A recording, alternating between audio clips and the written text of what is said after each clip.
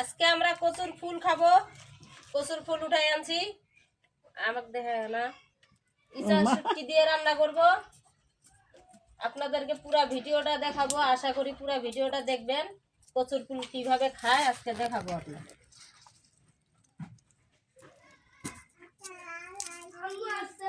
এগুলো কচুর ফুল এগুলো কচুর পেন্নেত। আচ্ছা ঠিক আছে, কচুর পেন্নেত ওইটার নাম হইলো পেন্নেত।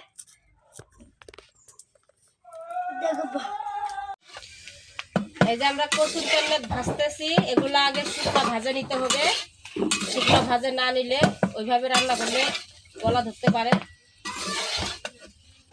আমরা এটাকে ভাজে নিয়ে তারপরে এটাকে পানিতে সুন্দর করে ধুয়ে নিব। আপনারা কচুর ফুল যেই রান্না করেন এটাকে আগে শুকনো ভাজে নেবেন, ভাজে না নিলে খেতে পারবেন না। দেখেন আমাদের এটা কচুর ফুল ভাজা হয়ে গেছে, কি সুন্দর কালার আসছে দেখছেন। কচুর ফুলের যে একটা রস আছে, রসটা শুকায় গেছে, এটার গলাও ধরবে না, গলা ধরার কোনো ভয় নাই। আমাদের এটা যে ভাজা হয়ে গেছে, আমরা এখন এটা নামাই নিব।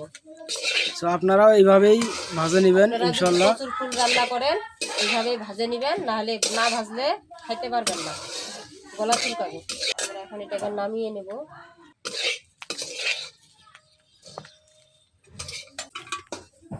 এটা আপনারা অনেক রকম করে খাইতে পারবেন।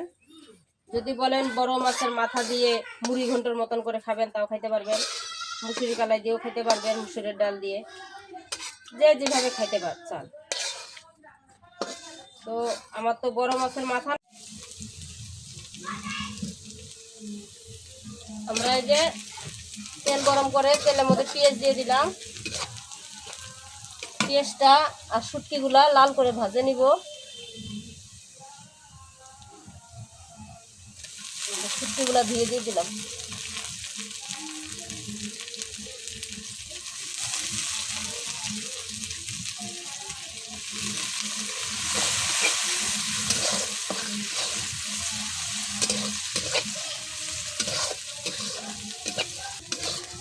সুন্দর করে ভাজে নেবেন পেঁয়াজ আর শুটকিটা, সুন্দর করে লাল করে ভাজে নিয়ে তারপরে এটাকে সুন্দর করে কষাইতে হবে। ঠিক আছে, এবার এখন আদা রসুন বাটা দিব।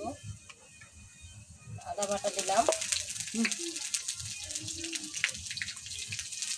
রসুন বাটা দিলাম। রসুনটা একটু বেশি দিবেন, রসুনটা বেশি লাগবে।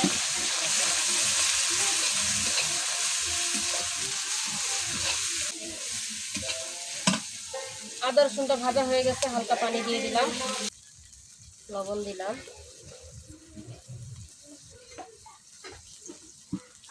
হলুদের গুঁড়া,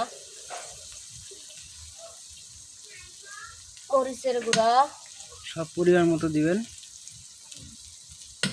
কেউ যদি ঝাল কম খান তাহলে কম দিবেন, যে ঝাল বেশি খায় বেশি দিবেন। গরম মশলার গুঁড়া। এটাকে ভালো করে নাড়াচাড়া করে নেবেন। মশলাটা কষানি হয়ে গেছে, দেখেন কি সুন্দর তেল উঠছে। এখন এখানে আমি অতি প্রথমে কাঁঠালের বিচিগুলো দিয়ে দিব।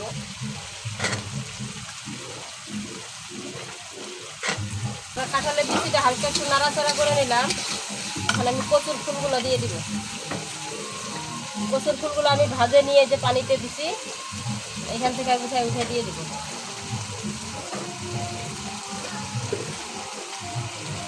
আপনাদেরকে আমি প্রথমেই বলছি, কচুর ফুল খাইলে ওটাকে আগে শুকান ভাজে নেবেন, ভাজে না নিলে খাইতে পারবেন না, তখন গলা চুলকাইলে আমাকে গালি দিবেন।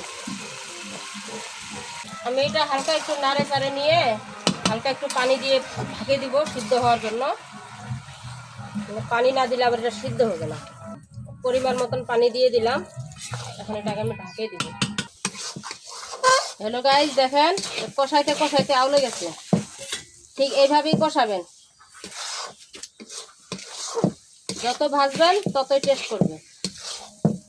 কচুর পেন্নেত এমন একটা স্বাদের জিনিস, দাদা খাইলে দাদি খুশি, ভাই খাইলে ভাবি খুশি।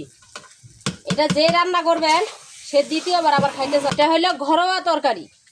যেদিন দেখবেন বাজার করার সময় নাই, আপনার রান্না করার মতন কিছু নাই, তখন আপনি এই জিনিসটা উঠাই আনে রান্না করতে পারবেন। তাহলে কি বিপদের বন্ধু হ্যাঁ জঙ্গলের তরকারি।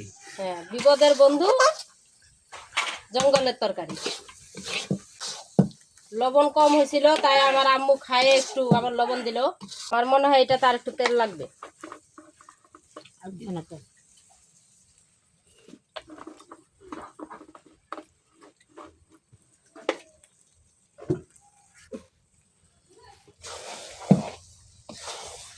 ঘরের ডাক্তার। আম্মা আপনি যা খাচ্ছেন আপনার কি কোনো মতো লাগতেছে? মজা লাগতেছে, খুব মজা। সেই মজা না? সেই টেস্ট। আমাদের পেন্নাতের তরকারি হয়ে গেছে, আমরা এখন এটা নামাই নিব। সেই টেস্ট। সবাই দুপুরকার খাবার খাওয়ার জন্য প্লেট নিয়ে দাঁড়ায় আছে, জানেন আপনারা? কখন আমার এই পেন্নাতের তরকারি হবে, কখন ভাত খাবে। সকালে গুঁড়া মাছ রান্না করছি, কেউ খাবে না। আর আমার বন্ধুদের জন্য আমি একটা কথা বলতে চাই। আপনারা হয়তো মনে করবেন ভাবির চুলা পাটটা কত নোংরা। সত্যি কথা হলো বর্ষা সিজন, খড়ি সব ভেজা থাকে, এজন্য আমি চুলার ওই পাশে রাখে দিছি। চুলার হিটে হিটে খড়িগুলো শুকাবে, এটা আপনারা কেউ মাইন্ডে নেবেন না। মিষ্টি মিষ্টি মিষ্টি তো ভালো। এটা কাকুরা ধরে দিন আমার খোরা তলা করা। দেখো কান্তায় ভেঙে যাবো আবার। আমরা কচুর পেন্না রান্না করছি, এই কচুর পেন্না রান্না করা দিয়ে আমরা ভাত খাচ্ছি। এখন আপনাদেরকে দেখাবো ভাত খাওয়াটা কি সুন্দর টেস্ট হয়েছে কচু, খুবই টেস্ট। তো আপনারাও এভাবে রান্না করবেন, আমাদের মতো দেখা দেখি এইভাবে রান্না করবেন ইউটিউব থেকে। আশা করি খুব টেস্ট হবে, হেভি স্বাদ হবে, খাওয়া খুব মজা হবে। তো আমাদের এইটুকু দেখানো ছিল, তো আপনারা ফুল ভিডিও দেখবেন, স্কিপ করবেন না ইনশাল্লাহ।